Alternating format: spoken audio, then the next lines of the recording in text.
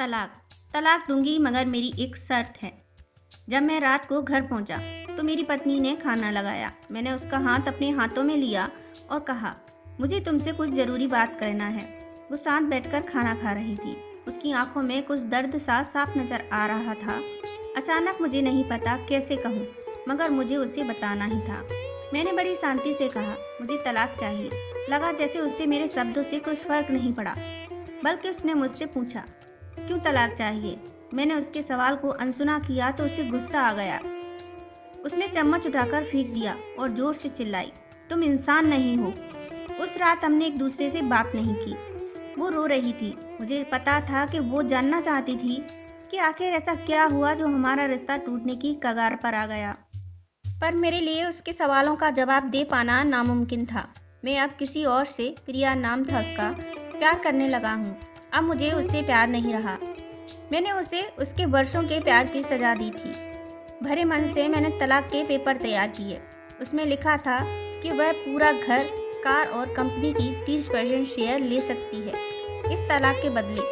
लेकिन उसने उन पेपर्स को देखा और उनके टुकड़े टुकड़े कर दिए। वो औरत जिसने मेरे साथ जीवन के 10 साल बिताए थे, वो आज मेरे लिए अनजान हो चुकी थी। मुझे इन 10 सालों का जो उसने मेरे लिए बर्बाद किए, मगर मैं क्या करूं? जो हो चुका उसे मैं बदल नहीं सकता था, क्योंकि मैं किसी और से, अपनी पत्नी से भी ज़्यादा प्यार करने लगा था। आखिरकार उसके सब्र का बांध टूट गया और वो फूट फूट कर मेरे सामने रोने लगी। मेरे लिए उसका रोना एक तरह से उसकी रिहाई की तरह ही था। तलाक की ये बात जो कई दिनों से मुझे परेशान कर रही थी, अब बिल्कुल साफ हो चुकी थी। अगले दिन मैं घर काफ़ी लेट आया। मैंने देखा कि वो टेबल पर बैठकर कुछ लिख रही थी।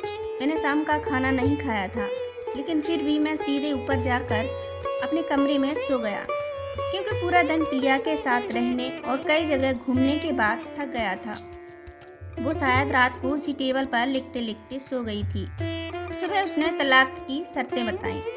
वो मुझसे कुछ भी लेना नहीं चाहती थी। उसे सिर्फ तलाक से पहले 1 महीने का समय चाहिए था। उसने आग्रह किया कि इस महीने में हम दोनों वही पुराना वाला जीवन जिएं, जितना संभव हो सके, क्योंकि आने वाले महीने में हमारे बेटी की परीक्षा है। वह नहीं चाहती थी हमारे टूटे रिश्ते का प्रभाव उसकी पढ़ाई पर पड़े। मुझे भी यह ठीक लगा, मगर वो कुछ और भी चाहती थी। जैसे शादी के दिन में उसे उठाकर अपने शयन कक्ष तक ले गया था, उसी तरह हर रोज़ 1 महीने तक मैं उसे शयन कक्ष से उठाकर मुख्य द्वार तक ले जाऊं। मुझे लगा यह पागलपन है, मगर इन आखिरी दिनों को थोड़ा अच्छा बनाने के लिए मैंने उसकी यह शर्त स्वीकार कर ली। मैंने प्रिया को अपनी पत्नी की सभी शर्तें बताईं। वो हंसने लगी। उसे लगा मेरी पत्नी कितने भी तरीके अपना ले, तलाक तो तय है। मेरी पत्नी और मैं किसी से भी इस दौरान नहीं मिले थे, लेकिन उस दिन जब मैं उसे पहली बार उठाया, गेट तक ले गया, तो हम दोनों काफ़ी अजीब महसूस कर रहे थे। पीछे से हमारा बेटा भी खिलखिलाकर खुश हो रहा था। अगले दिन यह काम थोड़ा सामान्य और आसान हो गया। वह मेरे सीने से लगी थी और मैं उसकी खुशबू महसूस कर रहा था। ऐसा लगा जैसे कई दिनों बाद मुझे यह खुशबू मिल रही है, या फिर कई दिनों से मैंने उसके होने का महसूस नहीं किया था। पहले जितनी उसमें वो कसाव नहीं था, और चेहरे पर कुछ हल्की झुर्रियाँ नज़र आ रही थीं और बाल भी काफ़ी सफ़ेद होने लगे थे। ये वही औरत थी जिसने अपने जीवन के 10 साल मुझे समर्पित किए थे। चौथे दिन जब मैंने उसे उठाया तो वो पुराना रोमांस लौटने लगी थी। 5वें और 8वें दिन वो पुराना प्यार फिर जागने लगा। मैंने प्रिया को इस बारे में कुछ भी नहीं बताया था। अब उसे उठाना और आसान हो गया था। शायद हर रोज़ यह सब करने का मैं आदी हो गया था। एक दिन वह अपनी पसंद की साड़ी निकाल रही थी, लेकिन कुछ खास नहीं ढूंढ पाई। उसने सांस भरते हुए कहा कि उसके सारे कपड़े बड़े पड़ने लगे हैं। तब मुझे पता चला कि वह काफ़ी दुबली हो गई है और इसलिए मैं उसे आसानी से उठा पा रहा था। मेरे दिल को एक झटका सा लगा। उसने अपने दिल में काफ़ी सारा दर्द छुपा रखा था। पता नहीं कैसे मैं आगे बढ़ा और उसके सिर को छूकर देखा। अचानक हमारा बेटा आया और बोला कि पापा, ये तो मम्मा को उठाकर बाहर ले जाने का समय हो गया है। उसके लिए अपने पापा द्वारा मम्मा को इस तरह उठाकर ले जाते हुए देखना जीवन का अभिन्न हिस्सा बन गया था। मेरी बीवी ने हमारे बच्चे को बुलाया और जोर से उसे गले लगा लिया।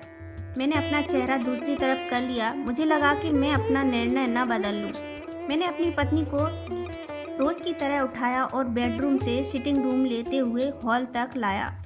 उसने प्यार से अपने दोनों हाथ मेरी गर्दन के आसपास रख दिए। मैंने उसे जोर से पकड़ रखा था, बिल्कुल हमारे सुहागरात की तरह, मगर उसका इतना कम वजन मुझे परेशान कर रहा था। महीने के आखिरी दिन जब मैंने उसे उठाया तो मेरे लिए एक कदम भी चल पाना मुश्किल हो रहा था। हमारा बेटा स्कूल जा चुका था। मैं अपनी कार में ऑफिस गया और कार से कूदकर बाहर आ गया। बिना कार को लॉक किए मुझे डर था कि अब एक पल की भी देरी कहीं मेरा इरादा ना बदल दे। मैं ऊपर गया। प्रिया ने दरवाज़ा खोला और मैंने उससे कहा, सॉरी प्रिया, अब मैं अपनी पत्नी से तलाक नहीं लेना चाहता। उसने मुझे देखा और मेरे सिर पर हाथ फेर कर कहा, तुम्हें बुखार तो नहीं है? मैंने उसका हाथ हटाया और कहा, सॉरी प्रिया, अब मुझे अपनी पत्नी से तलाक नहीं चाहिए। हमारी शादीशुदा जिंदगी शायद हम दोनों के ध्यान न देने की वजह से बोरिंग हो गई थी, लेकिन इसका मतलब यह कतई नहीं कि हम एक दूसरे से प्यार नहीं करते। अब मुझे एहसास हुआ है कि जिस दिन मैं उसे शादी करके अपने घर लाया था, उस दिन से जीवन के आखिरी दिन तक मुझे उसका साथ निभाना है। प्रिया के होश उड़ गए। उसने मुझे एक जोरदार चांटा जड़ दिया मेरे मुंह पर। वह रोने लगी और दरवाज़ा अंदर से बंद कर लिया। मैं सीढ़ियों से नीचे उतरा और आकर अपने कार में बैठ गया। आगे एक फूल वाले की दुकान पर रुका और अपनी प्यारी पत्नी के लिए एक सुंदर सा गुलदस्ता लिया। दुकानदार ने पूछा कि इस पर क्या लिखना है। मैंने मुस्कुराते हुए कहा कि मैं तुम्हें जीवन के आखिरी दिन तक यूं ही उठाता रहूँगा, मेरी अर्धांगिनी। उस शाम जब मैं घर आया, हाथों में गुलदस्ता लिए, मेरे चेहरे पर एक मुस्कान थी।